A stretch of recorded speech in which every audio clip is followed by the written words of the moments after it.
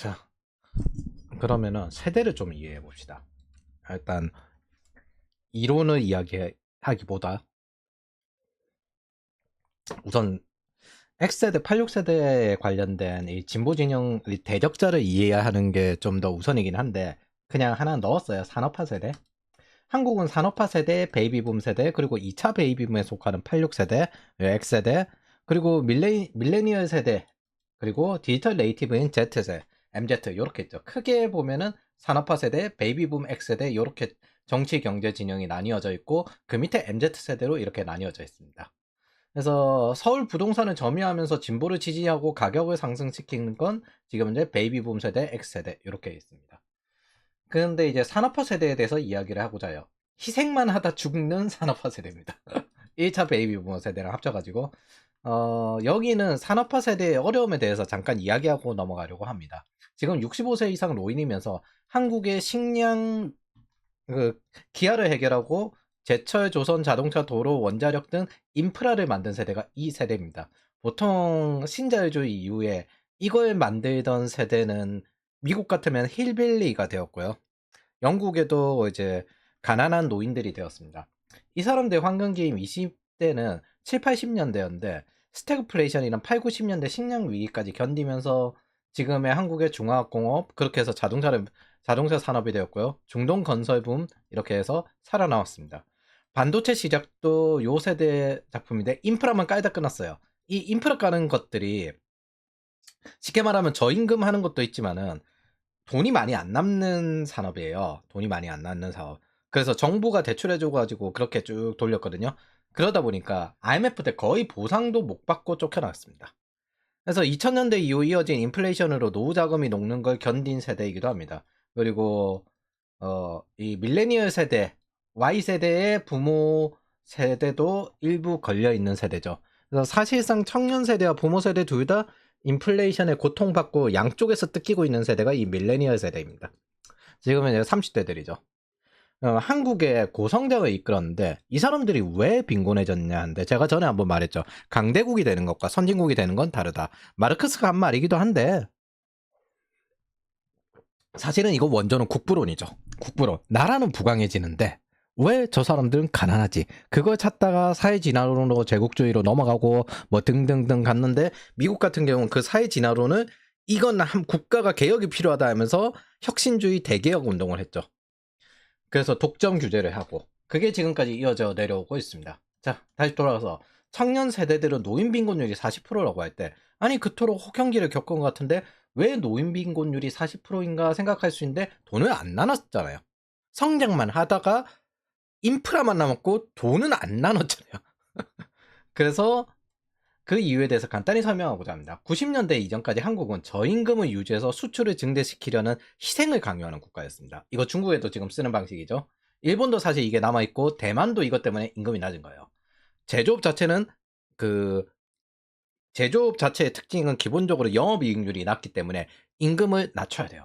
그래서 제조업 특유의 마진이 적게 남는 구조를 견뎌내기 위한 방식이었어요. 이런 방식은 사실 지금도 중국과 일본의 흔적이 남아있고 그 대가는 이분들이 그대로 받았습니다. IMF 당시 한국 기업 대다수는 3, 400%의 부채를 가진 국가주도의 경제를 가지고 있었는데 이런 기업들이 망했을 때 당연히 제대로 퇴직금 못 챙겨줬겠죠. 진보에 가까운 김대중 정권이 이 당시에 노동운동을 경제 활성화에 해악을 여길 정도로 유혈 진압을 했습니다. 물론 이제 폭력적인 노동 활동에 대해서 유혈 진압을 했고 민주노총을 합법화 시키는 건 이 김대중 정권 시점에서 합법화 시켰습니다. 대다수 대학생들이니까. 그래서 전 세계 공통적으로 신자유주의 모델의 문제인데 내수 위주로 살아남는 사람들에게 노인 빈곤을 만들어요. 그래서 미국조차도 자국 내 철강 기업을 외국에 판이 많이 하는 수준의 문제를 만들었습니다. 그래서 이 사람들이 근무하던 섬유 공장, 가발 공장 등은 이제 경제 성장의 뒤편을 내려갔고 그리고 다섯 번째, 요게 제일 큰데 부모를 부양하던 마지막 세대예요. 여러분들 지금은 이제 중국의 중년들이 굉장히 어려운 이유가 자식을 대학까지 키웠는데 자식이 취업할 데가 없어요. 그래서 부모 곁에 붙어 있어요. 이거 사실 미국에 지금 현재 문제가 생기는데 점점 가난해지는 겁니다. 근데 이 세대는 부모도 부양하고 자식도 대학까지 보내고 둘 다를 하던 세대입니다. 그러다 보니까 자식이 이전까지는 자신의 노후를 부양해주는 시기였는데 이제 더 이상 아닌 세대가 된 거예요. 그래서 부모 자식에게 둘 다 돈이 들어갔고 자신의 노후 자금을 준비하지 않았습니다. 상대적으로 돈이 없어요. 6번째인데 자기가 이렇게 오래 살 줄 몰랐던 거예요. 그래서 이들이 40년대가 된 40대가 된 90년대 부모님은 60대에 돌아가셨어요. 근데 그때 비해 10년을 더 사는데 날이 갈수록 수명이 늘어나고 있습니다. 그러니까 지금은 이제 우리는 이 거의 한 3개 세대 정도가 다른 시대를 살아가고 있는 멀티 제너레이션이라고 생각하시면 됩니다. 요 세대는 산업화의 시대, 2차 산업혁명을 하던 시대, 그 시대에 살아가 계셨던 분들이고, 우리 윗세대 40대 50대들 같은 경우에는 3차 산업혁명, 서비스 혁명을 하던 시대에 살아 계셨던 분들이고, 우리는 디지털 혁명을 겪고 있죠. 자, 7번째, 국가 전체가 고금리로 저축을 장려하던 시대예요. 그래서 저축에만 익숙해서 산업화 세대는 투자에 익숙하지 않았습니다. 그래서 1차 베이비 부머 중에 엘리트 세대는 좀 더 빠르게 주택 공급에 맞춰서 부동산을 샀는데 이게 압구정이에요. 그래서 그 시대에 변화에 잘 적응해서 새롭게 투자한 사람들이 부자가 되었습니다. 반면 저축만 한 사람들은 점점 가난해졌다가 뒤늦게 뛰어들어 물리기만 했죠. 그래서 반면 교사로 2에서 10% 정도 자산은 코인을 보유해줘야 될 이유가 이런 것들입니다. 뭐 새로운 투자 상품이 생겼을 때 그것들을 적극적으로 투자하기보다는 2%에서 10% 정도는 보유를 해가지고 투기성 자본으로 했고, 이게 어떻게 될지 모르니까 단 그 새로운 투자 영역에선 제일 큰 걸 투자하는 게 맞습니다. 8번째, 회사에서 쫓겨난 이들이 자영업을 해보다가 그대로 몰락의 길을 겪었는데 실제로 지금도 자영업 대다수는 노인입니다. 9번째, 대다수는 중졸고졸이거든요. 대학 진학률 1995년 이전까지 우리나라는 30%대였습니다. 근데 그 와중에 이들은 X세대인 지금의 40대를 대학으로 진학을 시켰어요. 그래서 90년대 대학에서 80년대 선배에게 N에게 이론을 배웠습니다. 그 40대들은. 그래서 부모와 자식의 정치관념이 갈렸고, 이게 우리가 다음 시대에도 이 자식과 부모의 정치관념을 가를 수 있는가, 이거에 따라서 승리 여부가 많이 갈릴 겁니다. 그럼 그들에게, 이 새로 자라오는 10대들에게 뭘 해줄 수 있겠어요? 다음 시대에 경제가 어떻게 돌아가야 되고 거기에 기회는 이렇게 돌아가고, 그것들에 대해서 이야기해주고 마르크스주의 방식으로 따르면 자기의 인생이 안 좋게 돌아가는 게 증명이 되어야만, 그리고 그렇게 되어야만 그렇게 갈릴 수가 있는 겁니다. 그래서 여기서 우리는 두 가지 교훈을 가질 수 있어요. 강대국의 경제정책 성장과 선진국의 경제정책 분배는 다르다. 그리고 그 성장을 이용하는 건 그 게임에 뛰어든 플레이어가 사실 이용하고 있지, 이걸 직접 만드는 사람, 나머지는 거기서 나온 수혜를 세금으로 분배할 뿐입니다. 그래서 변화에 적응하지 못하면 두 번째, 죽는다는 거. 특히 이건 일도 그렇지만은 투자적인 관점에도 적용된다는 거. 그래서 변화에 적응한 분들만 사는데 대다수는 이제 농촌사회에서 자라가지고, 저분들 자랄 때 농촌사회였거든요. 성인이 되니까 이제 산업혁명이 일어나고 그 일자리 찾아서 일을 했는데 그 다음 시대에 적응을 못하신 거죠. 우리도 다음 빅데이터 AI 시대에 적응하려고 노력하고 있고, 다음 시대는 꼭 선형대수학과 통계학이 중요한 시대가 될 겁니다. 거기에 대한 직관, 그거 하나하나 계산은 요즘은 안 하니까.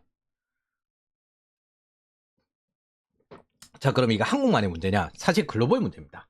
신자유주의 이후 내인 생긴 노인빈곤 문제에서 가장 대표적인 사례가 영국이에요. 요람에서 무덤까지 하던 그 영국에서 그 빈곤율이 너무 높아져가지고, 이때 경제 모델에 대해서 서로 이제 그 영국이 이제 EU에 있을 때 경제 모델에 대해서 서로 막 싸우고 그랬어요. 영국의 노인빈곤율이 28%까지 치솟았습니다. 그래서 영국에서는 네스트가 만들어졌습니다. 즉 의존해야 되만, 그 정부에 의존해야만 되는 세대들이나 아니면 사람들이 실제로 존재한다는 겁니다. 그래서 2000년대에는 이런 문제 때문에 유럽 대륙에서 경제 모델에 논란이 있었던 이유가 이 때문입니다. 그리고 유럽이 함부로 그 금융자본주의화 하기 굉장히 어려운 이유가 이것 때문이죠. 출산율은 떨어지는데 노인빈곤율은 증가하고 있고, 그래가지고 영국의 노인빈곤 문제가, 심지어 있잖아요, 영국의 사유지는 20%에서 30% 정도밖에 안 돼요. 영국은 대부분 정부 관련, 정확히는 왕실 재산이거나 왕실이 대여한 재산은 싸요. 그런 곳인데도 불구하고 저 빈곤율이 저 정도로 됐습니다. 그래서 영국 그런 말 하기도 해요. 금융자본주의 아니면 공산주의 국가라고. 전부 국유화된 땅 가지고 있는 공산주의 국가다.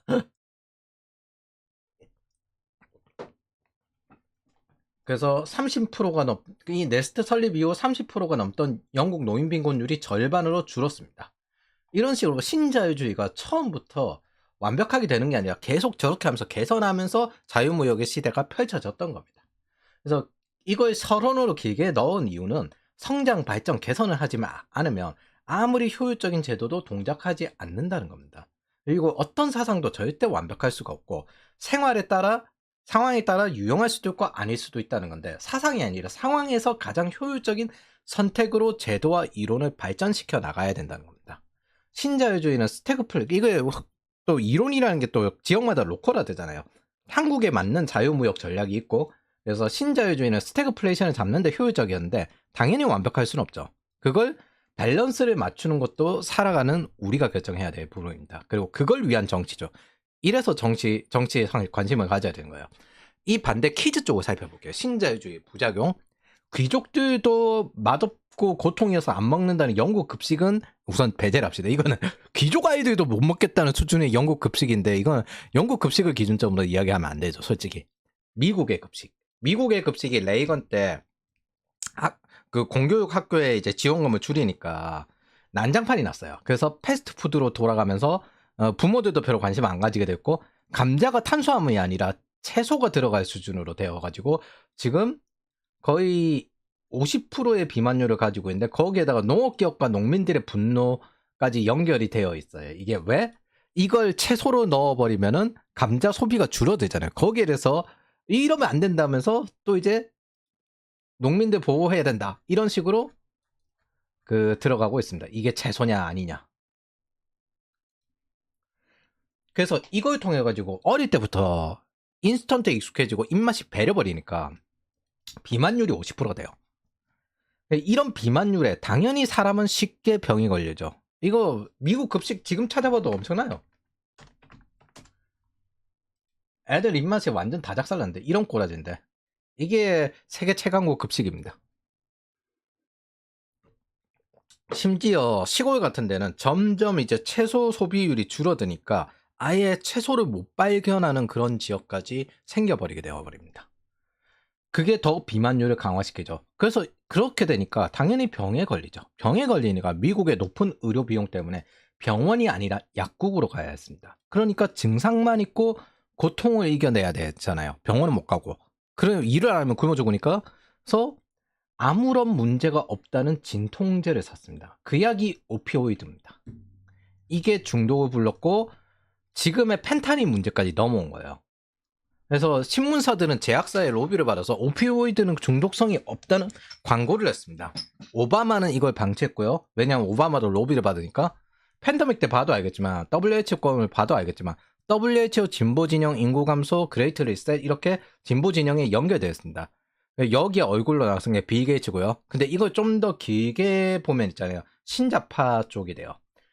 그래서 어느 나라든 있는 산업계 야합인데 그 야합이 이제는 국가 단위나 아니라 국제기구 단위의 진영 논리로 이어지고 있습니다. 그리고 이 제약회사 쪽에서 하지마 한마디로 압박을 다 없애버린 게 트럼프입니다. 그러다 보니까 트럼프랑 제약회사랑 사이가 되게 안 좋죠. 일기 때 오피오이드 하지마 이 한마디로 다 끝났어요. 그리고 2기 때 지금 현재 똑같이 JF 케네디 케네디 가문 사람 넣어가지고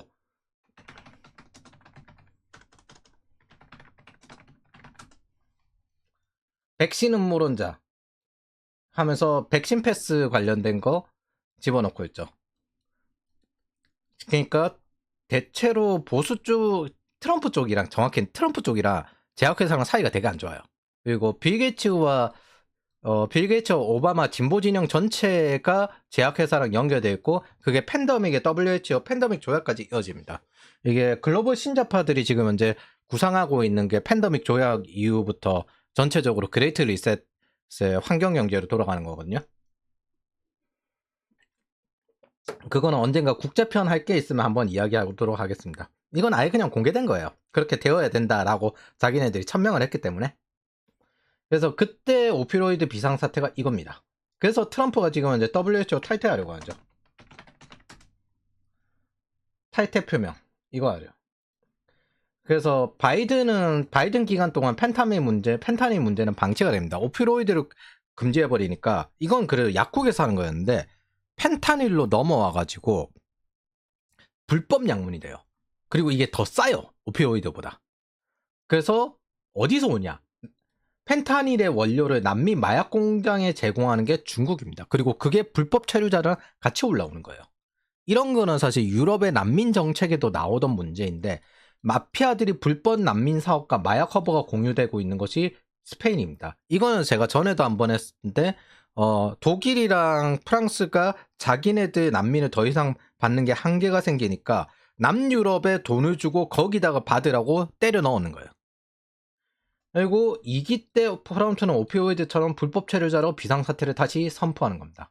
지금 뭐 이거 자세하게 보면 있잖아요. 진짜 난리도 아니에요. 한국도 지금 지방의 마약 이미 통제 불능이거든요. 여러분들 곧 죽어도 서울에 붙어 있어야 될 겁니다. 사대문화는 못 들어가더라도 서울에 안 붙어 있는 이상 앞으로 치안이 장난 아닐 겁니다. 그래서 트럼프 정권이 성공할 때 LGBTQ 교육하는 교육 예산을 줄이고 있는데 성공한다면 이게 문제가 커요. 이게 예를 들어 아이들에게 성전환을 할 수 있게끔 하고 그 성전환 수술을 받게 할 수 있는데 그게 되돌릴 수 없잖아요.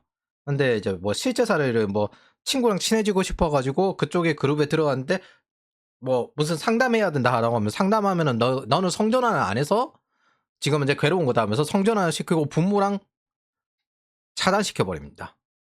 그리고 이게 주 단위로 또 돌아가고 그리고 주 단위로 또 따로 돌아가고 그리고 또 이제 뭐 그 가정 단위 돌아가고 하는데 연방 정부에서 이거 추진하는 거라서 연방 정부보다 주 정부를 그리고 학교에서 부모의 권리를 좀 더 확대하고 있는데 부모 권리를 확대한다는 건 캘리포니아에서 돌아가는 방식인데 캘리포니아랑 캐나다에 돌아가는 방식인데 이 LGBTQ 교육을 부모가 거부하면은 부모의 권리를 빼앗아 버립니다.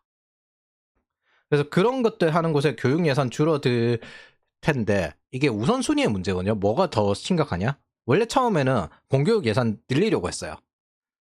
근데 이 상태로 공교육 예산 늘리면은 오히려 여기에 힘만 실어주는 꼬라지가 돼버리니까 이걸 그렇다고 중앙정부에서 맘대로 이렇게 딱 하지 마라 이렇게 할 수는 없거든요. 주정부별로 또 따로 있기 때문에. 그래서 다양성 정책 폐기 때문에 교육 예산이 줄어든다고 예상되고 있는데 이게 과연 종합적인 문제를 해결할 수 있는가? 그리고 이게 오히려 미국인의 비만율을 증대시킬지 이런 걸 지켜봐야 될 문제입니다. 절대 어떤 문제란 거 완벽하게 해결이 안 돼요. 우선순위부터 하나하나 해결이 되는 거지. 그래서 현재 상태는 오피로이드 문제에서 펜타닐로 전이되었고요. 트럼프의 한 가지 확실한 건 마약 문제 해결은 불법 체류자를 막지 않는 이상 불가능하다는 겁니다. 그리고 이건 한국 역시 마찬가지입니다. 불법 체류 외국인 마약 산범이 증가하고 있는데 태국 같은 경우 대마가 합법화되어 있기 때문에 그런 것들 합법화했는데 지금 다시 취소했죠. 근데 태국 쪽에서 많이 들어오고 베트남 쪽에서 많이 들어오는데 강남은 이미 마약화되는데 그게 지방이 더 심해요. 그래서 진보 진영의 대마 합법화는 각국에 적용했을 때 마약을 하는 시작점이 돼서 대마 합법화한 국가들이 대마를 다 취소하고 있습니다. 이게 대마 자체는 중독성이 없는데 대마로 시작을 해가지고 마약을 하게 되더라. 그래서 이거 취소하고 있습니다.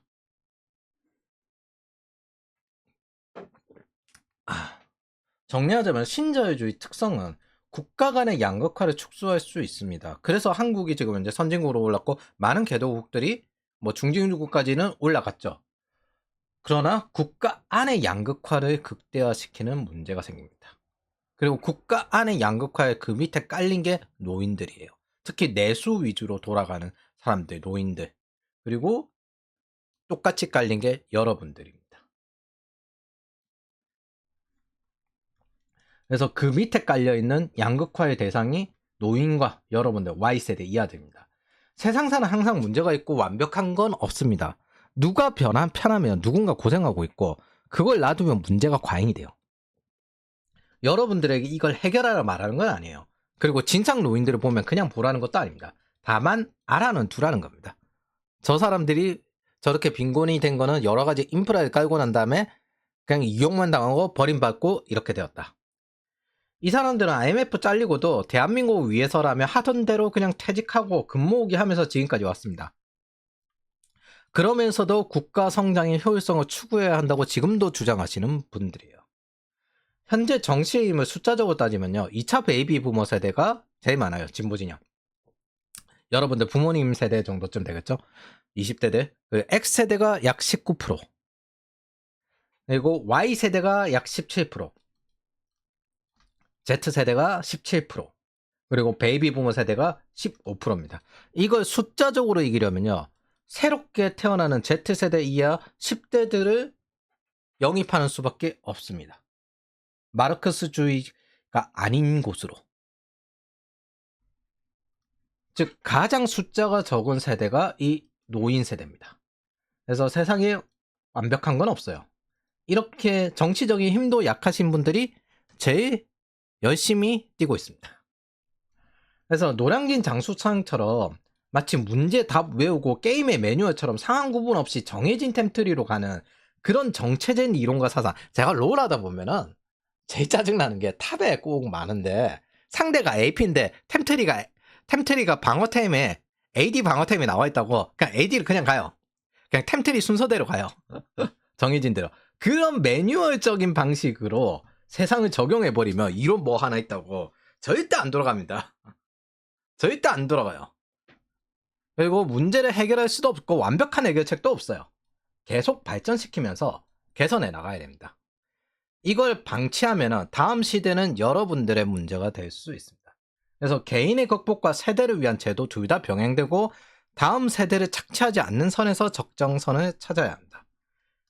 그리고 금융자본주의가 그런 측면으로 현재 증명되고 있죠. 사실 전체 복지국가는 미국의 금융 투자를 통해 가지고 살아남고 있고 그래서 S&P 500이 떨어지면 안 되는 문제도 있죠.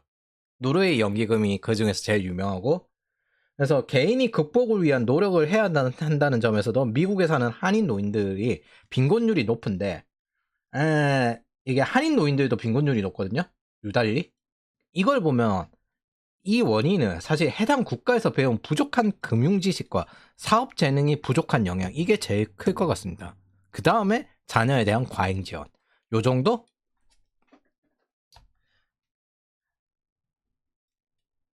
자 이제 세대 구분으로 넘어가죠. 일단 들어가서 정치적인 세대 구분은 요 세대 전통적으로 알려진 세대 구분이 안 맞다고 생각하기 때문에 경제적으로 정치적으로 세대 구분이 맞는 요그 가계금융 복지 데이터 분석을 한 요 데이터 기반으로 할 겁니다. 여기 뭐가 달라지냐면은 일단 1차 베이비 부모라는 건 55년 가족 계획이 정책이 시행된 시점 이후부터 8년간 태어난 사람들을 말하거든요. 58개띠라고 유명한 세대입니다. 그리고 2차 베이비 부머 이후 74년생까지 포함합니다. 74년생 확대하는 거예요. 그리고 X세대 구분이 가장 큰데 70년에서 80년을 75년에서 84년으로 늘립니다. 왜? 요 세대를 늘린 이유는 첫 번째는 지금은 이제 40대이기도 하지만은 40대로 딱 떨어지기도 하지만은 요 세대부터가 대학이 일상화되었거든요. 그리고 어차피 2차 베이비 부모는 대학이 일상화 안 되었다 하더라도 안 되었다 하더라도 어차피 진보 진영의 경향이 있고 그래서 이유는 두 가지예요. 70년생이 대학을 간 90년대에 대학 진학률은 30-40%입니다. 하지만 75년대생은 50% 이상이 대학을 가던 시기입니다. 그래서 요 정도 시점이 75년생들이 대학을 간 시점.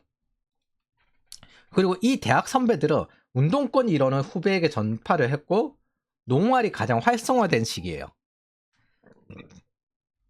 이게 2004년 기점까지 이어지고 운동권 NA계 활동이거든요. 이 농활이. 이게 2004년까지 이어졌다는 건 2004년에 20살인 84년생도 거기에 소속이 되어 있다는 겁니다. 그러면은 여기서 81년생, 82년생, 83년생, 84년생을 빼버리면은 저 농활과 NA계 이론을 그대로 다 전달받았는데 그걸 빼고 그냥 밀레니얼 세대로 넣어버리는 게 되어버립니다. 그래서 그건 맞지 않다고 생각을 했어요. 그리고 90년대 보통 선거를 한 대학 NL계 선배들은 자신들도 대다수가 NL이에요. 운동권 자체, 대학 전체가 운동권화되어 있기 때문에 자신들도 90년대에 민주화 운동을 했다고 주장했는데 그게 선배 대신 학형이라 불리던 그런 시대인데 거대 담론 집단동원 상명하부로 훈육받아온 그 세대 감성이 있습니다. 이걸 깨려고 그래서 20대의 정치관념이 평생 간다고 하는데 이걸 깨고 싶어서 보수에서 하던 말이 있어요. 젊을 때는 좌파, 나이 들어서는 우파. 근데 실제로 이렇지는 않아요. 거의 20대의 관념이 평생 가요. 신자파들도 신자파한 사람들은 영원히 신자파합니다. 그래서 20대 처음에 그 정치관념을 제대로 신뢰 있게 만드는 게 중요한 겁니다. 위에 설명했듯이 86세대인 60년대생과 70년대생 그리고 운동권의 영향력 맞빠진 84년까지 포함을 했습니다. 어쨌든 이런 측면 때문에. 자, 이 사람들의 이론에 관련돼서는 다음에 이야기할 거고요. 제가 이야기하는 이겁니다. 통계는 그 개인을 특정하지 않아요. 개인은 개개인의 선택과 의견 그리고 행동으로 따로 구분해야 됩니다. 그래서 X세대와 2차 베이비 부모를 착지 압제 세대로 꼬리표를 붙이겠다고 했는데 이건 세대에 붙이겠다는 거지 개인에게 붙이겠다는 게 아닙니다. MZ 가스라이팅 하면서 그 대가에 대한 대응을 해야죠. 여러분 그 유시민이 20, 30대 남자 쓰레기라고 했는데 쓰레기란 소리 듣고 그 가만히 있는 것 자체가 멍청한 짓거리입니다. 그럼 대가를 줘야지. 근데 그 소리 듣고 난 다음에 민주당 지지하면 그거부터가 개소리예요. 이런 것들, 이런 MZ 가스라이팅은 사실 전형적인 청년 압제인데 자기네들도 20대, 30대에 들었거든요. 그때 20대 개새끼로 이런 우리나라 전통적이죠. 자기들도 당해왔던 거예요. 이런 것들 싸워서 이겨내는 게 정석적인 겁니다. 싸워서 이겨내는 게 정석적인 거예요. 유시민 같은 사람들이 이전에도 있었어요. 이게 정석적인 거예요. 그래서 그걸 구분하지 않는 게 그런데 이런 세대와 개인을 따로 구분하지 않는 게 있어요. 유물론 정체성을 중시하는 마르크스주의자입니다. 정체성은 바뀌지 않잖아요. 그래서 역사적인 거 중요하고 그게 정체성이 되고 타고난 거 중요하고 그런 유물 자체를 중요하고 유물이 본질이다. 이게 마르크스 세계관이거든요. 그래서 정체성이란 건 자기가 선택하지 못하는 아이덴티티입니다. 그리고 그것을 마치 원죄화시켜요. 마르크스주의자들과 싸우는데 마르크스주의자들 접근법을 사용해선 절대 이길 수 없습니다. 그래서 여기서 밝힐 것은 세대는 개인이 아니라는 겁니다. 40세에서 65세 세대는 통계이며 이건 확률일 뿐입니다. 예를 들어 40세에서 60세 세대가 범죄율이 높다는 건 통계적 확률에 관한 이야기지 그 세대 개인에게 당신은 40세에서 60세니까 범죄율이 높겠군이라고 말하는 건 전혀 옳지 않습니다. 우리는 링 위에 게임을 하기 위해 올라와 있고요. 상대를 탐색하기 위해서 이 글을 쓰는 겁니다. 마주한 상대가 스트레이트를 낼지 아니면 잽을 낼지 그거는 경향성을 통계낼 수는 있어도 100% 맹신할 수는 없죠. 그래서 해당 세대의 사람이 범죄가 높다는 거지 그 세대에 속해 있다고 잠재적 범죄자로 취급해서는 안 된다는 겁니다. 세대란 건 세대에 적용되는 정책이나 조심성 있게 움직여야 될 확률을 뜻하는 겁니다. 그래서 개인은 개인으로 구분하세요. 자유주의자라면 특히나 자유주의는 기본적으로 개인주의에 속합니다. 세대는 개인이 아닙니다. 우리는 한국 주류와 동조하지 않는 개인들을 자주 보는데 애초에 모두 같은 방향으로 하면 나눠 먹을 몫이 줄어들기 때문입니다. 자, 이건 잘못된 일반화를 방지하기 위한 거고요. 정체성은 바꿀 수가 없어요. 아이들에게 접근하는 정책을 만드는 것과 개별 아이들에게 맞춰서 배려하는 건 완전히 다른 겁니다. 그래서 통계는 통계로 받아들이면 됩니다. 근데 마르크스의 집산주의는 개인의 파편화를 반대합니다. 그래서 전체를 개인으로, 개인을 전체로 일반화시키고 검열하고 통제하고 선동하고 나아가서 제거합니다. 그래서 이거에 동조하지 않나 반동이 되는 거예요. 그 습관 그대로 적용시키고 있는 게 지금 MZ 가스라이팅이거든요. 이게 원래 좌파들이 자주 하는 방식입니다. 그럼 대응을 해야죠. 유물론자들이며 개인의 파편화를 반대하는 집산주의자들이 이들이 정체성을 정의한 다음 그 전체를 모두 포함합니다. 그래서 사실 이들은 그것 때문에 사실과 무관한 선동하는 것도 자랑스럽게 사회운동이라 여겨요. 거대 담론은 사회주의 외연 확장, 사회주의 혁명 과정이기 때문입니다. 여러분들이 따로 구분할 수 없는 걸 정확하게 해드릴게요. 정체성을 구분하지 않는 게 아니라 마르크스 조직에 참여한 사람들, 스스로 선택한 사람들, 이걸 구분할 필요 없는 겁니다. 레디컬 페미니스트, 레디컬 마르크스 세계관을 통해서 그 계급 투쟁을 하는 사람들이거든요. 남성을 상위 계급으로 보고 그걸 투쟁하는 거예요. 자, 이거 정체성이 아니라 자신이 스스로 선택했습니다. 민주노총이 모두 NL게임을 따로 구분할 필요 없습니다. 민주노총 안에 노동운동 때문에 아니면 노조활동 때문에 뭐 이런 노동의 어려움 때문에 이런 것 때문에 가입한 사람 있지 않을까요? 구분할 필요 없습니다. 스스로 선택한 겁니다. 상위 노조를. 그리고 거기는 숨기지도 애초에 않아요.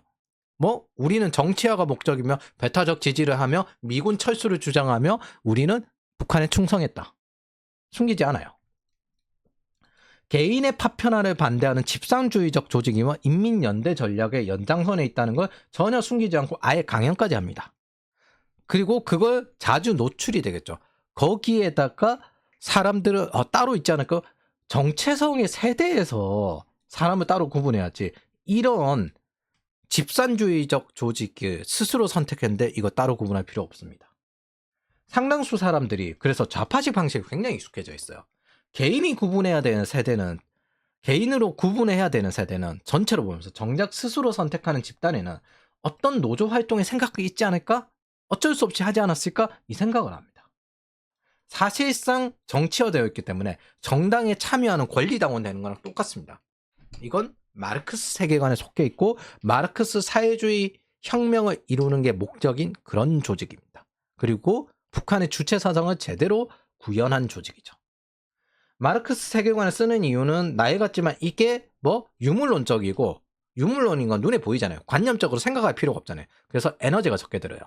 그리고 집단 동조를 요구하기 편합니다. 그렇기 때문에 너랑 나랑 똑같잖아.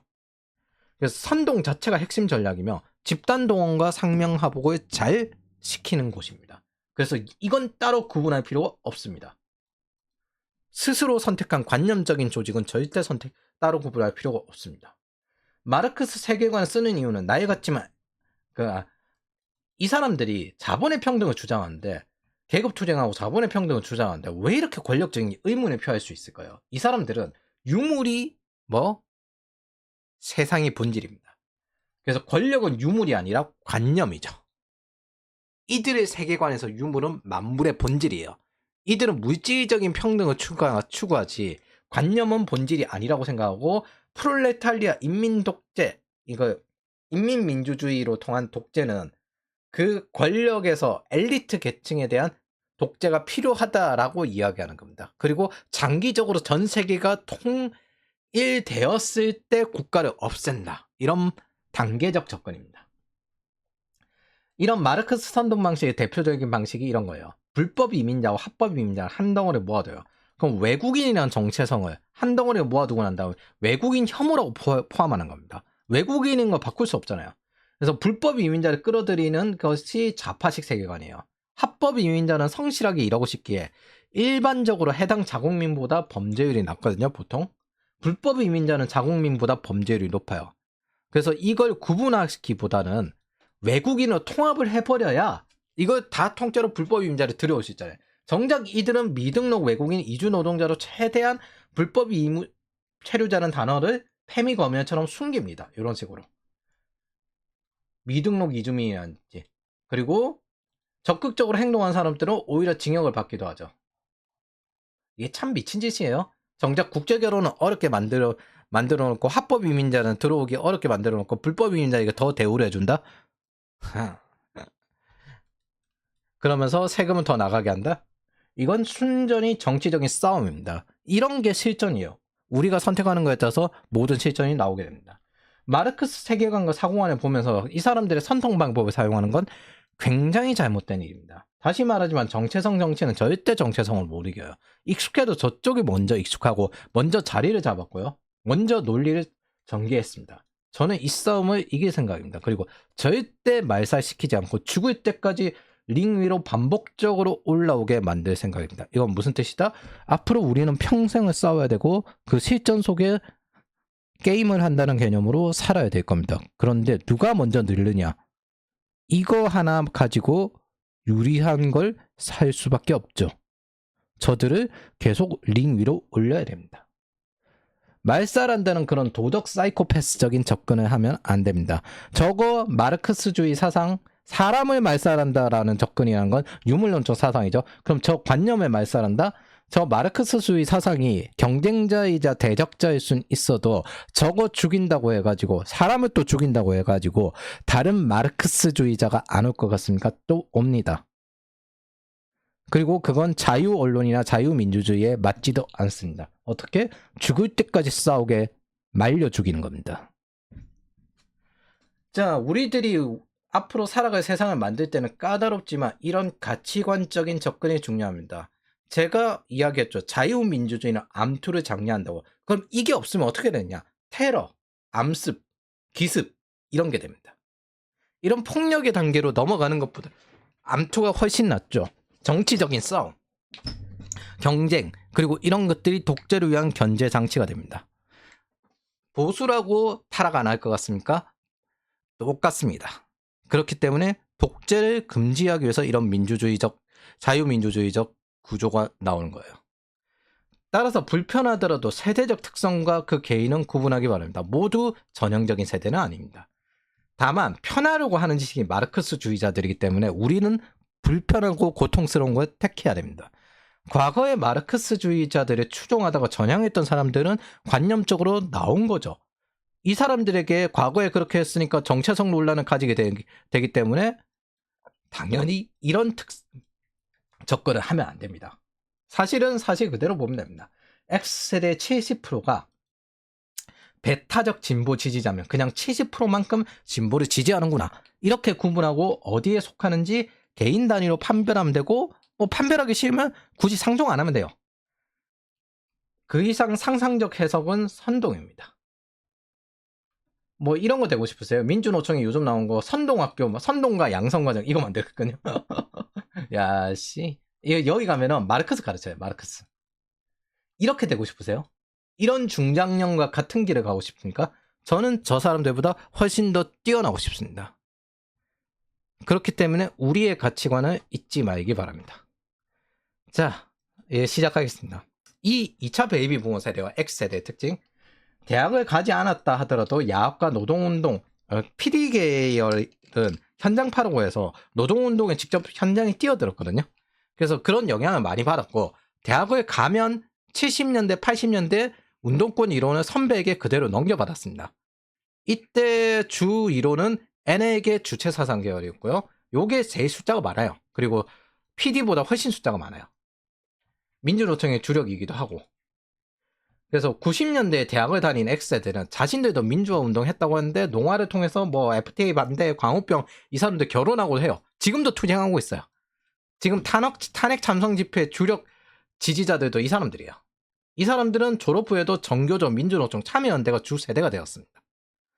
그래서 90년대부터 할리우드 영화를 통해서 로맨틱 이데올로기가 메인이 되었는데 자유연애로 결혼한 세대이면서도 가부장제와 부모님 부양이 어느 정도 섞여 있고 그러다 보니까 남성의 의무도 함께 하다 보니까 대등하지 못해요. 그래서 스윗퐁퐁이라 불릴만한 메인 세대입니다. 용돈 받아 사는. 그리고 이혼 후 고독사 비율이 가장 높은 세대예요. 자살도 높지만 자살 고위험군이기도 해요. 한국의 자살 고위험군은 결혼한 남성이에요. 결혼한 중년 남성이 제일 고위험군인데 저 세대에 속해 있습니다. 근데 저 세대가 돈이 가장 많은 세대인데도 이래요. 이건 무슨 뜻이다? 이 세대들의 결혼 방식은 완전히 틀렸다는 겁니다. 그건 정치적으로 중요한 건 아니니까 넘어갑시다. 그리고 3차 산업혁명 서비스 문화 시대를 겪은 세대인데 소비 중심의 마르크스 사회주의적 습관을 가집니다. 마르크스 경제의 큰 두 기 중은 국유화와 소비인데 특히 답 없는 소비가 중요해요. 그리고 유물론적이기 때문에 부동산 과잉 투자를 많이 합니다. 이게 여성에게 여러 가지 돈을 베푸는 습관과 데이트 문화, 내수 구조로 정착된 게 요 세대부터 정착이 되었습니다. 왜냐하면 최초 자유연애 세대니까. 그래서 20, 30대 소비가 내수에서 가장 중요한 이유가 이 때문이에요, 사실은. 20대가 미래라면 30대는 현재인데 30대가 결혼 안 하잖아요? 그럼 40대의 소비들은 뭐냐면은 20, 30대는 적은 돈으로 많이 일하고 답 없이 돈을 많이 쓰기 때문에 저출산이 위험하다고 하는데 데이트, 유흥, 음주, 담배거든요? 근데 30대가 데이트에 관련된 이런 돈을 안 쓰면은 일단 유흥이 죽어요. 그리고 40, 50대는 더 많이 쓰지 않는가 물을 수 있는데 40, 50대는 뭐냐면 결혼, 육아, 주택관리, 자녀교육비입니다. 이게 뭐 여기서 막혀버리면 이 내수도 죽어버립니다. 그래서 자꾸 결혼시키려고 하는 거예요. 일반적으로 자영업 소비와 거리가 있어요. 이 결혼, 육아, 주택관리, 자녀교육비는 보통 뭐 자영업에 관련된 소비는 이 20대, 30대입니다. 그리고 나머지는 회사의 회식 같은 것들이죠.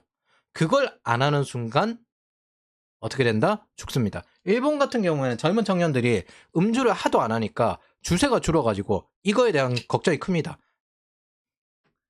그래서 대다수 문화 유흥 소비는 어떤 날은 30대가 주류인데 그 배경에는 자유연애, 데이트, 그리고 40대로 이어지는 결혼이 있습니다. 그리고 이혼하면 이혼에 관련된 변호사에 관련된 그런 여러 가지 또 소비도 있죠. 가끔 소비를 많이 한다고 자본주의자라고 이야기하는 경우가 있는데 이건 마르크스 경제에 화폐가 없다는 소리랑 같습니다. 돈을 축적하고 금융과 자본을 모아 이익을 얻는 것을 경시합니다. 왜? 금융은 착취다라고 여기 때문에. 그럼 뭐 부동산을 갖다 팔아가지고 유물론으로 돌리죠. 경제학에서 유물론과 국유와 소비는 매우 중요시하는 마르크스 경제학의 새 기둥이고 그래서 소비를 많이 해요. 실제로 베트남의 평균 임금은 30만 원인데 두 달치 월급을 모아도 사기 힘든 아이폰을 텅텅 사죠. 이 사람들 뭐 공산주의 국가가 기본적으로 노후부장이 잘 돼 있어요. 그거의 탑 티어가 소련이 일본을 찾아온 이유가 그런 구조가 굉장히 정교하게 잘 짜여 있기 때문이에요. 소련이 우리 경제의 미래라 하면서 일본을 찾아갔습니다. 일본이 케인즈를 세게 하기도 하는데 걔네들 경제학 기초는 또 마르크스도 되게 많이 외워요. 그래서 소비를 저축 없이 하는 경향이 커요. 이 마르크스 소비에 익숙한 사람들은. 사실 신자파된 MZ 여성들 소비도 만만치 않은데 마통론, 도축론, 삼천론 이런 거. 이런 게 뭐 정체성적인 나르시즘이 남아있는 경향이 굉장히 잘 보여요. 나는 나 자신으로 대접받을 자격이 있어요. 뭐 이런 식으로. 오히려 보수화된 노인들은 저축하고 저축을 통해서 자산을 축적하려고 하는 경향이 있죠. 이러한 40, 50대 청년 시절 소비를 한 특징 중에 하나가 이 세대들이 젊은 시절에 소비를 한 특징 중에 하나가 카드 버블이에요. 카드 버블 당시 20, 30대였던 X세대 베이비 부머들은 6분의 1이 카드 신용 불량자였습니다. 얼마나 많이 지원해주면 그걸 극복하고 가장 돈이 많은 세대로 거듭났어요. 여섯 번째, 가장 진보화된 X세대는 평생 보수화되지 않을 세대라고 불리기도 합니다. X세대. 그래서 그런지 소비 성향이 가장 높습니다. 보면은 전 세대 중에 소비 성향이 가장 높아요. 젊은 세대 돈 많이 쓴다고요? 젊은 세대의 소비 성향이 생각보다 안 높습니다. 40대가 제일 많이 씁니다. 카드 버블 세대거든요. 제일 많이 써요.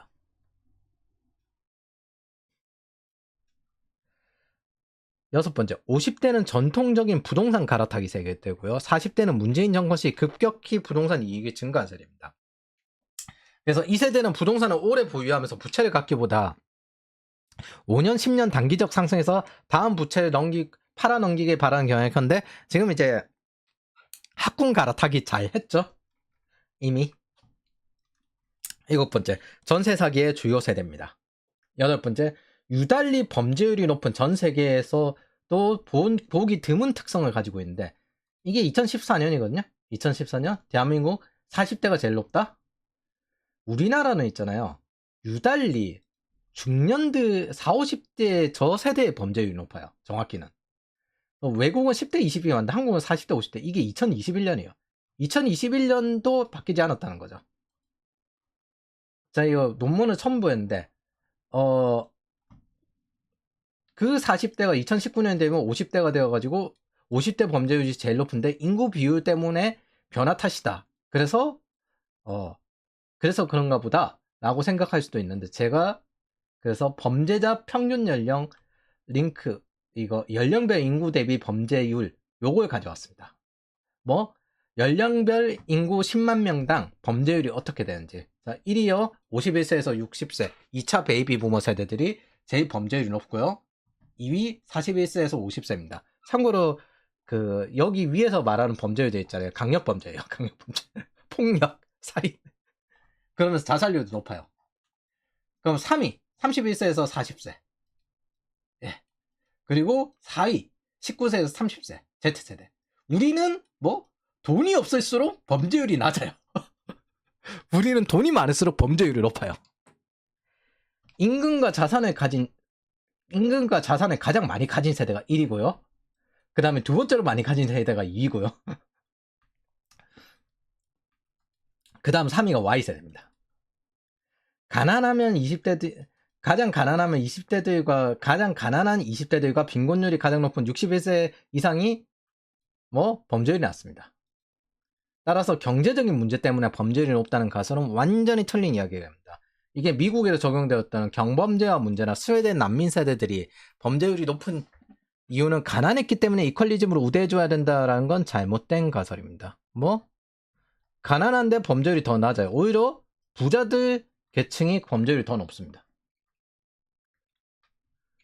근데 그래서 이들은 진보 진영은 교화주의 법학을 제공하는 명분으로 사용되었습니다. 이들은 이때 특징인데 교화주의 법학자들이 확대되는데 첫 번째는 이제 수배당한 NL계들이 많았고 두 번째 같은 경우에는 이제 범죄율이 높은 세대고 이게 교화주의를 어느 정도 합법화해야 됐다면 그 당시에 대학생은 엘리트였으니까 미국이 엄벌주의거든요. 미국은 여러 이민자가 모여있기 때문에 엄벌주의로 돌아가야 돼요. 안 그러면 모든 제국의 특징은 다민족, 다인종, 다문화거든요.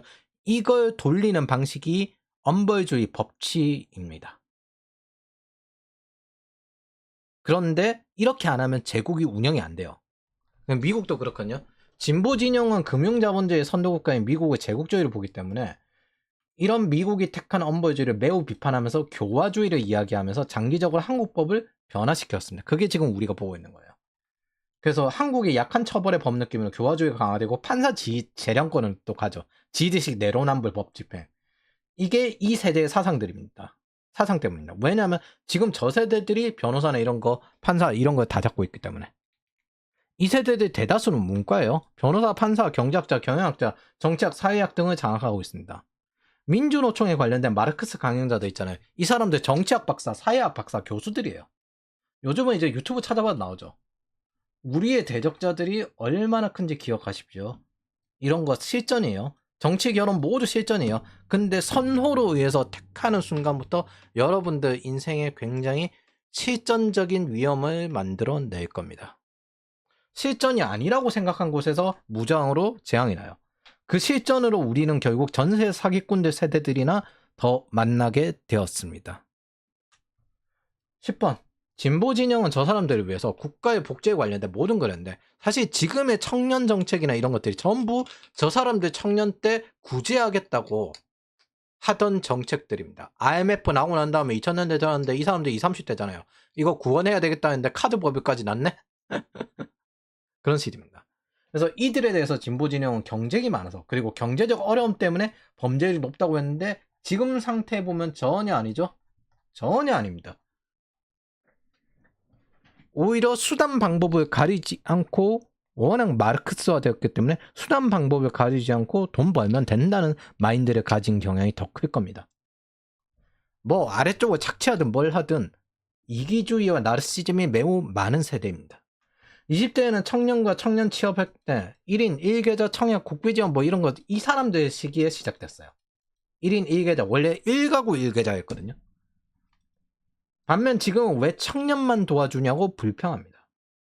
2000년대 부동산 공급 확대, 청년 대출 이거 이명박 때 부동산 공급이나 이런 거 이 40대들 도와주려고 만든 거였는데 노무현 정부 때 부동산 폭등에 맞춰가지고 청년 세대들의 그 실질 임금이 떨어졌다. 그래서 그거에 대해서 해결해야 되겠다라고 하면서 이명박 정권이 여러 가지 부동산도 공급하고 했거든요. 그때 부동산 사가지고 지금 현재 갈아타게 하면서 문재인 때 대박난 게 이거 요 세대들입니다. 그러니까 도와줘봐야 보수에서는 뭐라고 했냐면 이 사람들 도와주면은 나중에 나이 들어가지고 보수화 될 거라고 했거든요. 하나도 보수화 안 됐습니다. 오히려 그걸로 돈 더 벌어가지고 우리가 착취당하고 있죠. 이게 뭐다? 원래 아닌 사람들을 자기 편은 못 키울 망정 원래 아닌 사람들 도와주니까 여기서 그 다음에 문재인 정권 되고 난 다음에 뭐예요? 청년 착취하고 노인 자기네들 진영 세대들에게 적극적으로 도와줬죠. 이제부터 정치는 미국처럼 로비식으로 가야 됩니다. 뭐 지지 진영에게 혜택을 주느냐 마느냐 이걸로 싸우는 치열한 실전이 되어야 돼요.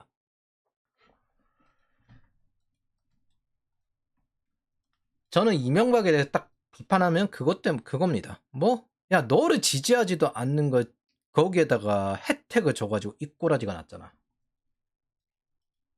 그래서 이 사람들이 왜 그때는 서울 외곽으로 갔거든요.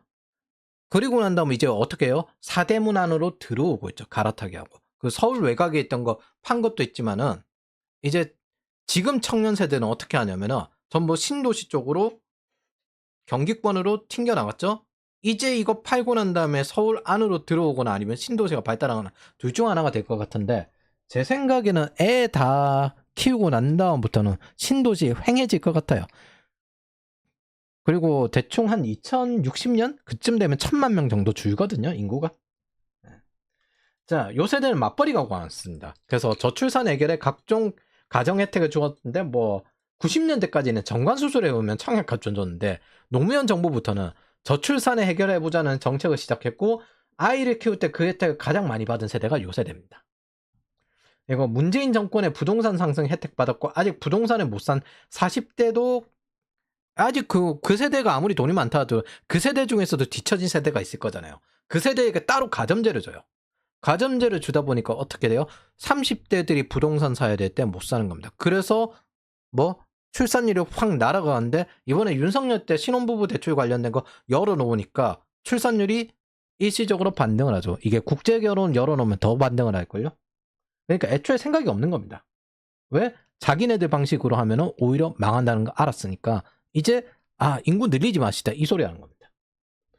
자, 2018년에 30대 서울 엑소더스인데 2019년 보면은 40대 초반 빚내서 내 집 마련 숨 갚았다. 한 요때쯤부터 이제 가점제나 이런 것들 받아가지고 40대들이 서울에 많이 진입을 했어요. 지금도 엄청 많이 갈아타기 하고 진입했고. 그래서 30대 이상은 어떻게 하면 내 집을 살까 이걸 걱정하는 거고 40대 이상은 세금 이거 걱정하는 겁니다. 10번 이게 제일 중요한데 현재 대한민국 교수, 부장, 임원, 대표 등 주요 요직을 장악한 최대 세력이고 극렬한 친진보입니다. 40대들의 진보 성향은 일반적인 성향을 넘어섭니다. 대선 결과 보면 있잖아요. 그 세대별 결과 보면은 30대 40대들은 거의 항상 이렇게 나와요. 6대 35% 이 정도로 나와요. 남녀 공이 갈리는 것도 없이 6대 35% 50대들은 그냥 X세대는 이렇게 나오고요. 그 다음 위에 베이비 부모나 이쪽 세대들은 요 정도쯤 나옵니다. 5대 4나 뭐 이런 거 왔다 갔다 좀 하는데 조금씩 이제 넘어가긴 있는데 여기는 극렬합니다. 그리고 이 세대들이 FTA나 광우병이나 그런 것들 적극적으로 반대하던 세대입니다. 이 사람들에게는 청년이 죽어가던 문재인 때가 축복받은 시기예요. 이렇게 대한민국을 아름답게 만들어 놓다니 그런 식입니다. 지금 경제적 문제는 문재인이나 민주당이 아니라 보수 정권 때문에 생겼다고 이야기하는 겁니다. 일단 보수가 정권을 잡는 순간부터 일단 나라가 망한 거야 라고 이야기를 하는 거예요. 이 사람들은 통계를 보지 않습니다. 사실은 아무 상관이 없기 때문입니다. 이 사람들은 그저 자기네들이 아직도 민주화 운동을 하고 있고 대한민국의 이 비정상을 정상화시키는 노력을 하고 있는 거라고 이야기하는 겁니다. 이 사람들은 결국에는 반보수 기치를 가지고 움직입니다. 이게 우리가 저들과 가장 큰 차이여야 하는 이유입니다. 우리는 데이터 시대에 살아야 하고요. 저 사람들은 유물론적 시대를 살았습니다. 그리고 우리는 통계가 소양이 되어야 되고 저 사람들은 선동이 소양이 되어 있습니다. 11번째, 개인주의화된 MZ세대를 욕합니다. 이게 제일 큰 데 있잖아요. 크게 두 가지인데 과거의 농촌 사회에서 살던 산업화 세대들은 그 공동체주의였어요. 근데 이 세대들은 집단주의인데 대학을 간 세대는 집산주의예요. 엘리트들이 그러니까 거의 집산주의예요. 집단주의라고 하기에도 좀 뭐예요. 개인의 파편화를 반대하는 성향입니다. 회식 강요하고 술 강요하고 이런 것들, 이걸 대학 시절에는 N에게 거대 담론, 집단동원, 상명하복의 삶을 살아왔고 회사에서도 이렇게 움직였습니다. 최초의 관리직이자 화이트컬러 주류 세대니까. 현재 지식 노동 분야의 꼰대 문화의 대다수가 이 사람들에게서 나왔습니다. 특히 가짜 노동하는 거. 뭐 문서에서 글자 끝이 뭐 다른데 양식 이거 가지고 아무 말 안 하고 그냥 계속 하고 서로 이제 저 부서 컨설팅 그 인터뷰 하지 마라 하고 이유도 말 안 해주고 뭐 그런 식으로 하는 싸움 이 사람들에게서 다 나왔습니다. 대학을 대다수 가던 시대는 90년대이고요. 한 총련은 93년부터 2011년까지 존속했다는 걸 기억하십시오. 대학생 총연합회. 이 사람들은 여성에게 스윗한 척하면서 집단주의가 아닌 집속주의자이며 상명하복을 강요합니다.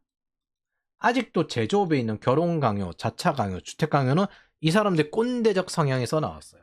자기랑 다르면은 뭐 어쩌고저쩌고 하면서 나르시즘 부리게 만드는, 최대한 나르시즘을 전염시키는 특징을 가지고 있어요. 동조를 시켜야 되기 때문에. 반면 20, 30대들은 친자유주의 영향을 받아서 개인주의와 연관된 자유주의를 받았습니다. 그래서 남자는 달라도 별로 신경 안 써요. 현재 이 세대들은 같은 세대의 X세대 베이비 부모 세대보다 범죄율이 낮습니다. 우리는 증명할 거 다 했습니다. 범죄율도 낮고요. 플랫폼 시대도 열었었고요. 그리고 그 30대 같은 경우는 재정적으로도 임금으로도 충분히 따라잡았습니다. 근데 정치적 대체성으로 저들이 다 망쳐놨습니다. 경제편에서 이걸 이야기할 겁니다. 그리고 이건 전 세계적 현상입니다. 뉴욕의 월스트리트 평균 연령이 30세입니다. 그리고 실리콘밸리는 28세입니다. MZ 욕하는데 MZ들이 다 혁신을 이루고 세상을 이끌고 있습니다. 그래서 우리는 뭐라고 하냐면은 희생당한 세대라고 합니다. 국가에 의해서 희생당한 세대. 그리고 그런 처지가 산업화 세대와 너무나도 닮아 있습니다. 글로벌적으로 희생당한 세대에 대해서는 제가 전에 한번 올린 적이 있습니다. 즉 MZ 가스라이팅은 전 세계적 현상입니다. 동시에 집단에 얼마나 종속되는가가 깡패와 같은 범죄율에 영향을 미친다는 건 어느 정도 추측이 가능합니다.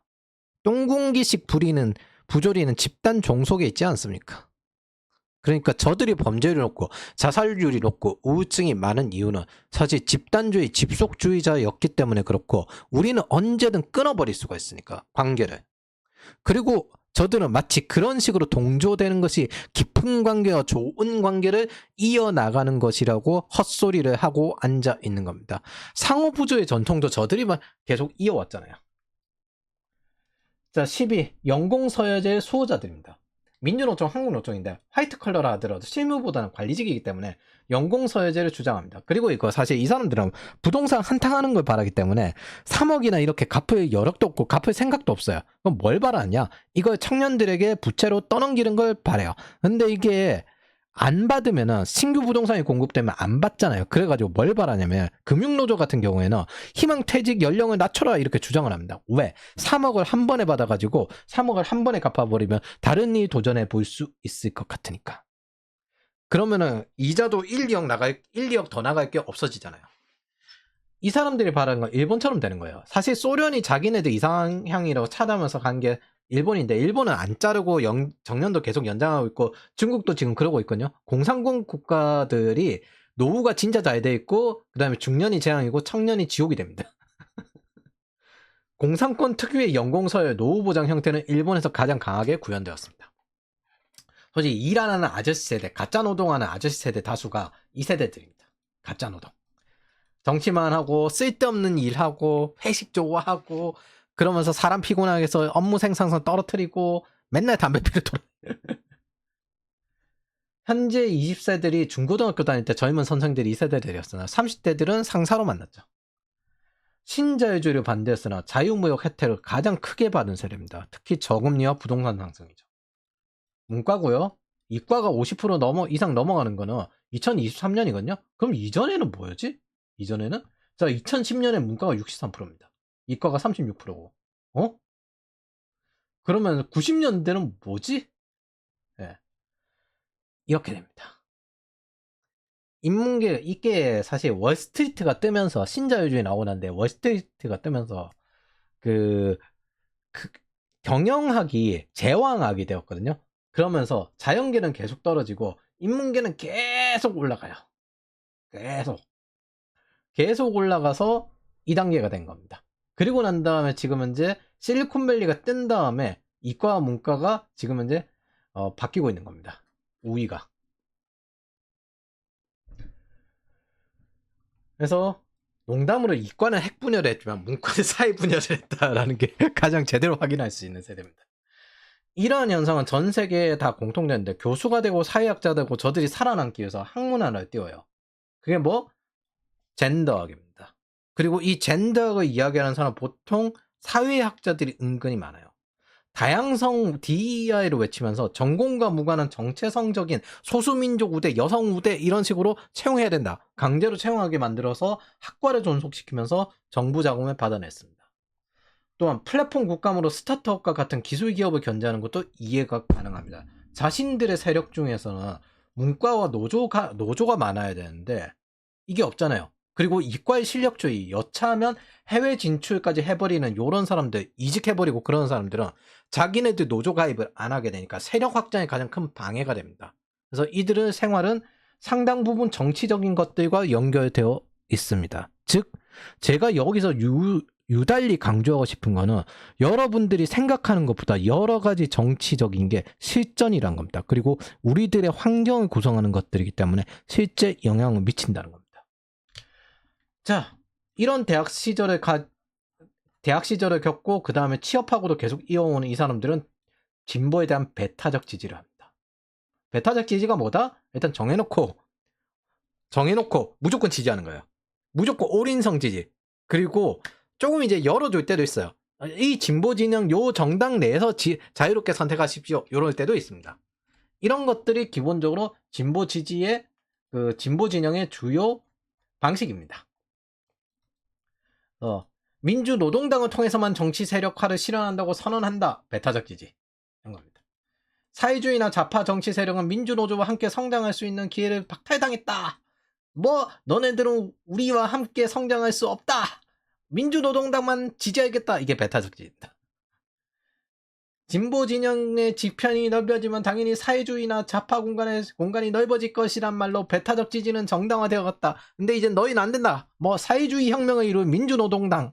요게 이제 그래서 기본적으로 PD계는 NL계와 같은 특성을 가지는데 진보를 비판할 수 있어 그건 금방 사그라들고 무조건 보수와 싸웁니다. 이 사람들은 자기네들 개파들끼리 싸워도 결국에 절대 보수를 지지하는 일은 없어요.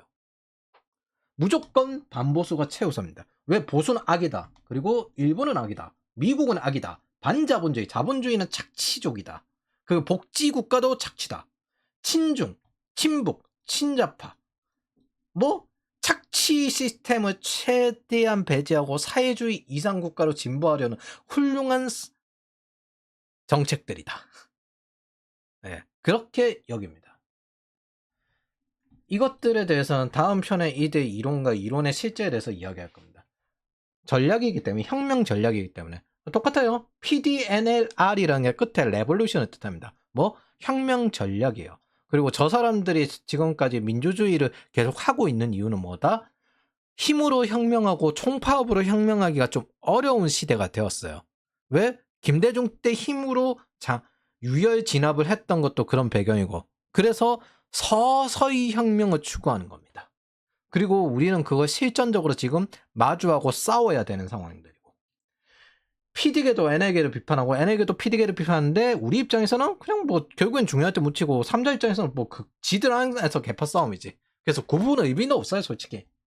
근데 조금씩 다 차이는 있어요. 그래서 연대하는 조직은 정치정당이나 후보에 대한 배타적 지지를 합니다. 그래서 이때 상명하복의 원칙이 적용되는데, 민주노총의 상위 간부에서 지지를 한다라고 하면 거기에 소속된 넥슨 노조든 네이버 노조든 그냥 모두가 지지하는 걸로 동의하는 게 됩니다. 즉 배타적 지지란 뭐다? 하나 찍어서 몰아주는 거야. 다시 말하지만 소송은 따로 구분할 필요 없고 이들의 목적은 뭐다? NAPDR, 레볼루션, 사회주의 혁명이 목적입니다. 그래서 이 사람들은 선택한 것이고 숨기지도 않았어요. 그렇기 때문에 따로 구분할 필요가 없습니다. 관념적으로 구분하지 않을 선택에 대해서 이야기를 해야지 정체성적으로 자꾸 이걸 세대화시키고 그러면 안 돼요. 세대에는 통계와 확률일 뿐입니다. 아, 우리의 대적자가 저러니까 펀치가 이게 나올거나 이런 것들을 구분할 수 있게 되는 겁니다. 사실 이런 것들 보는 이유가 아군을 예측하는 것보다 적을 예측하는 게 훨씬 효과가 좋습니다. 그런데 사람들은 어떻게 한다? 단순 노동 문제 때문에 가입한 사람들 어떻게 봐야 되나? 해당 조직 자체가 집산주의 조직이고 그걸 숨기지도 않고 개인의 파편화를 반대한다니까요. 그래서 이게 동의자예요. 그냥 그게 기본 규칙입니다. 따로 구분할 필요 없습니다. 무엇보다 바꿀 수 없는 정체성적인 게 아니라 스스로 선택한 관념적이에요. 우리가 대한민국에 태어났고 대한민국인이라는 이 출신이라는 이 정체성을 바꿀 수 있습니까? 없습니다. 근데 그 조선족 같은 경우 어떤 식으로 하냐면 조선계 중공인으로 자랑스럽게 생각한다 이렇게 이야기하거든요. 그 사람들은 스스로 선택해서 중국인이란 거잖아요. 단지 내 정체성이 조선계인 거고. 이런 관념적인 적으로 접근을 해야 되는데 자꾸 정체성적으로 접근해요. 그래서 이들이 민족주의자예요. 기본적으로 NA가 민족주의자거든요. 이거 엄밀히 따지면 좌파 안에서도 우파로 속하는데 사실은 국가사회주의 노동자당 민족주의화 시킨 거와 똑같죠. 그래서 거의 나치와 비슷한 집산주의적 성향을 똑같이 가지면서 똑같은 행동을 하면서도 자기들은 아니다라고 합니다. 민주노총이 미군 철수를 주장하면서 그 모든 하위 조직원도 동조하는 방식입니다. 동의하는 방식입니다. 그래서 애초에 정치화하는 게 목적인 조직이고 한국노총과 민주노총은 당연히 한국의 사회주의 혁명이 목적이죠. 이걸 숨긴 적이 단 한 번도 없습니다. 그리고 거기에 동조한다면 같은 사람이 되는 거예요. 즉 따로 구분할 필요가 없습니다. 민주주의 하에서 암투가 기본적으로 장려가 되기 때문에 견제를 하라고 독재를 막으라고 장려가 되기 때문에 그걸 균형을 맞추는 사람도 있고 다양한 사람들이 있기 때문에 독재를 못하게 만드는 구조거든요. 그렇기 때문에 허용되는 건데 사실 저는 여기에 방어적 자유가 적용되어야 된다고 생각을 합니다. 방어적 자유는 뭐냐? 우리나라의 헌법 전문에 있는 자유민주주의는 방어적 자유인데 미국식 자유 언론, 자유 이거 아니에요. 자유를 훼손하려는 자에게는 자유의 혜택이 필요 없다는 주의입니다. 원내 중당 중 진보당이 있는데 민주노총의 배타적 지지로 지역구 좌석을 차지하는 정당입니다. 즉 민주노총이 지지하는 이쪽인데 결국에 대선 때는 이쪽 지지하죠. 이런 소속이 되어 있지 않더라도 자발적으로 반보수 가치를 내걸고 진보 진영 안에서 지지하는 경우에 가장 큰 세대가 X세대입니다. 그래서 이미 계엄령 이후 주변에서 많이 보았을 겁니다. 이 X세대들이 얼마나 진보 진영의 지지자들인지. 자, 집산주의와 집단주의의 차이를 좀 이야기할 건데 집산주의는 개인의 파편화를 반대해요. 집단주의는 개인의 파편화를 허용합니다. 오히려 공사를 구분하죠. 장기적으로 스스로 독립해서 나가기 원합니다. 예를 들어 전쟁이나 어려운 프로젝트 같은 거 할 때 개인 단위로 해내기 어렵잖아요. 이때는 집단으로 뭉치면 일시적으로 제약이 생기지만 장기적으로 더욱 자유가 확대됩니다. 뭐 혼자 개인으로는 이걸 해낼 수 없는 일인데 집단으로는 해낼 수 있으니까 팀이에요, 팀. 그래서 집단은 공적인 일이고 개인은 사적인 일이나 그 공적인 일이 자신의 가치관과 거리가 멀다면 해당 이익을 포기하고 나갈 수 있습니다. 왜? 공적인 일도 개인 역시 개인이 책임지기 때문에 나치가 시킨 대로만 했습니다라고 해서 처벌을 받지 않는 건 아니잖아요. 그래서 나갈 수가 있습니다. 근데 집산주의에서는 배신자 반동으로 찍힙니다. 나갈 수가 없어요. 그리고 배신자를 처벌하죠. 결국 집단주의는 자유를 더욱 확대하기 위해 만들어진 것입니다. 정상적인 부모들은 자식이 어릴 때 제약을 하지만 이건 뭐 어릴 때 자제가 필요하고 위험한 게 있고 계속 키우는데 건강하게 자라게 하기 위해서 제약을 하는 거죠. 근데 장기적으로는 독립해서 더욱 자유로워지길 바라서 하는 행위입니다.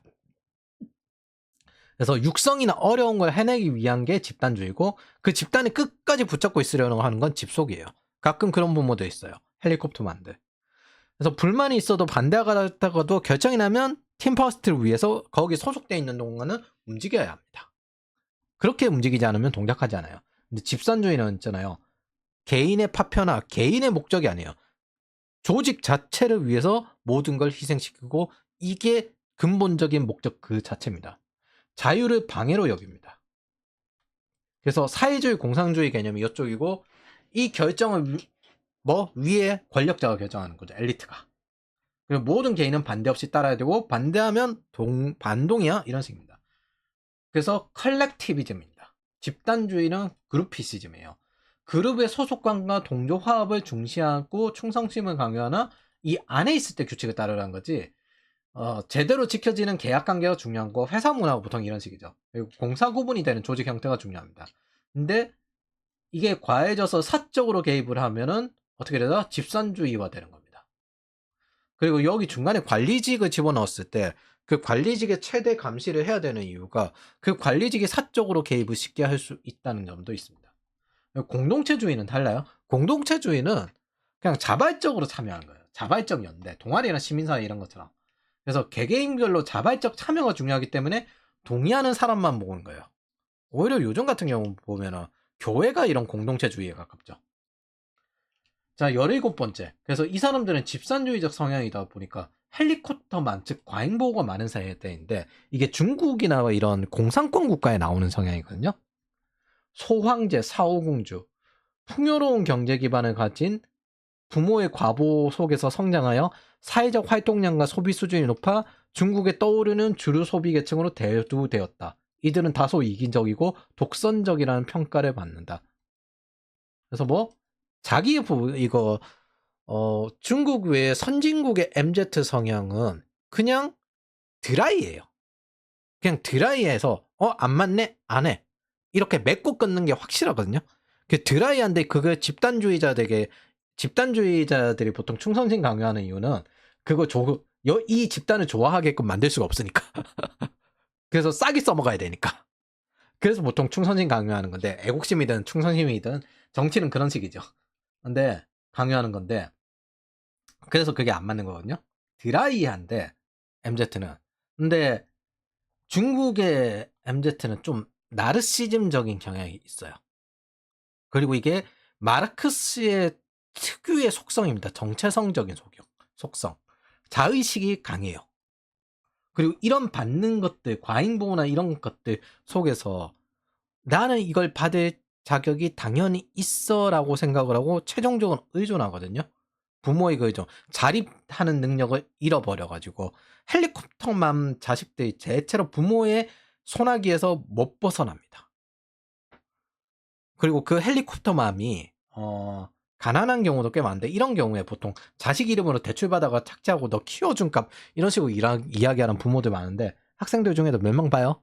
그러면 전 부모하고 인연 끊으라고 하는데 끊어서 스스로 나가서 생존하지 않는 이상은 안 됩니다. 독립은 빠를수록 좋아요. 서구 문화 자체는 빨리 독립시키는 게 메인이에요. 빨리 독립시켜 스스로 독립해서 나가는 거. 그게 가장 큰 차이입니다.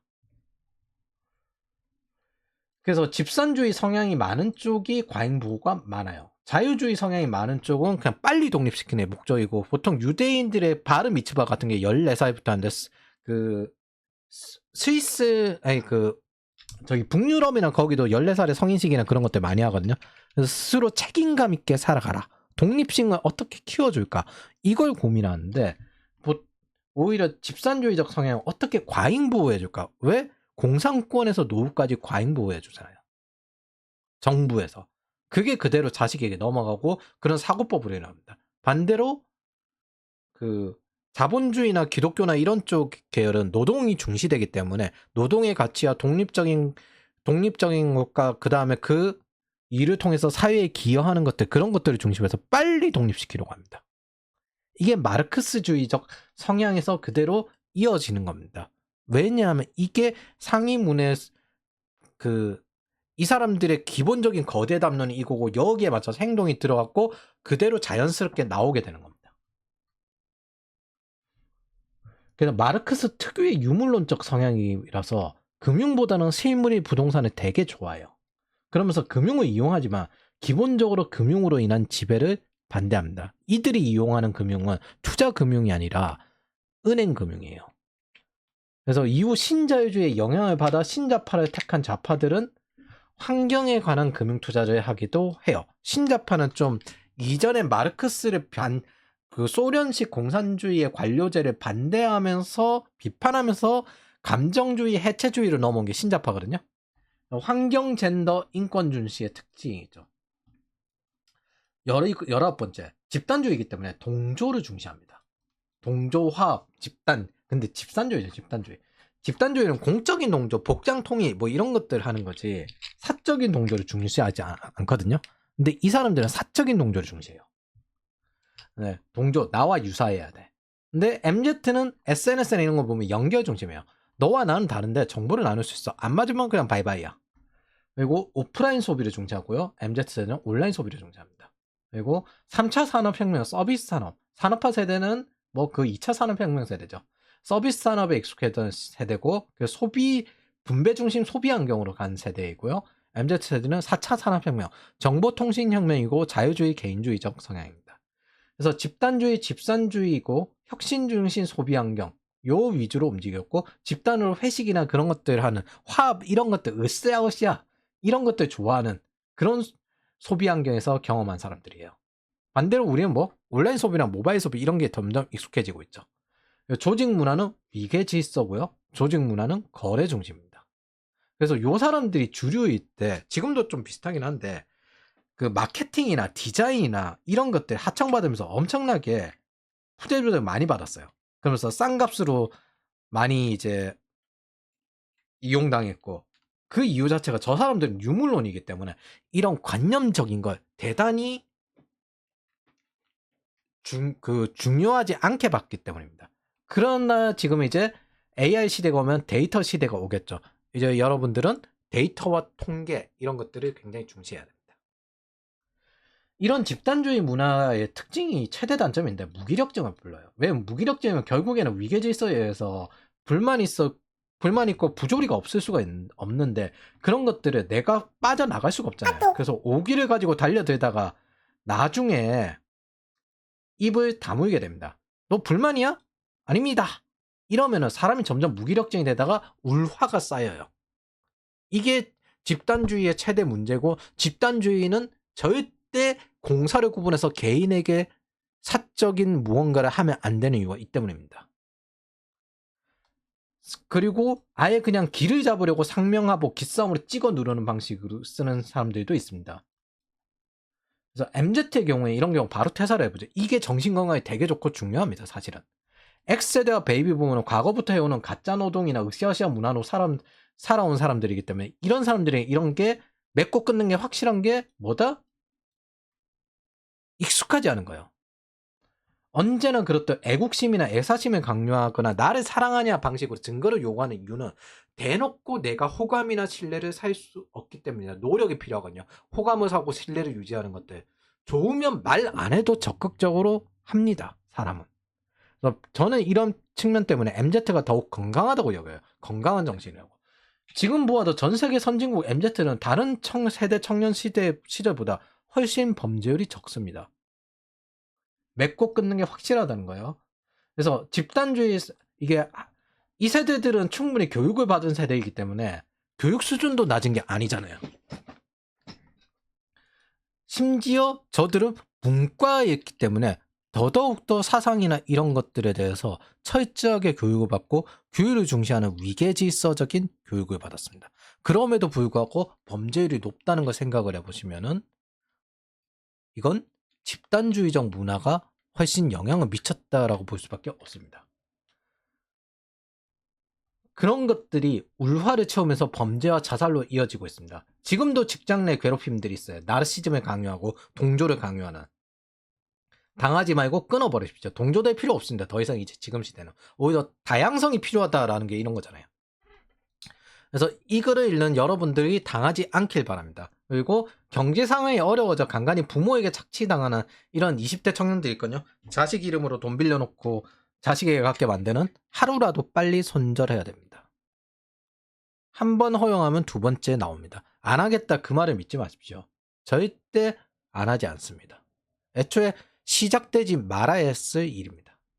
여러분들이 홀로서기 하는 거에 여러분들의 인생 황금기를 보내는 가장 좋은 방법이고, 자유주의자라면 내가 자유를 추구할 수 있는 나의 라이프 스타일, 홀로서기 먼저 하려고 노력을 하십시오. 성장하시면 됩니다. 세상을 만들기 전에 여러분들의 삶을 먼저 만들어야 돼요. 그래서 그건 홀로서기로 시작됩니다. 동조되지 말고 투자해서 모두가 투자하면 나눠 먹을 게 적거나 실패한 투자가 됩니다. 대체로. 자, 다음 편은 저 운동권 이론에 대해서 알아보도록 합시다.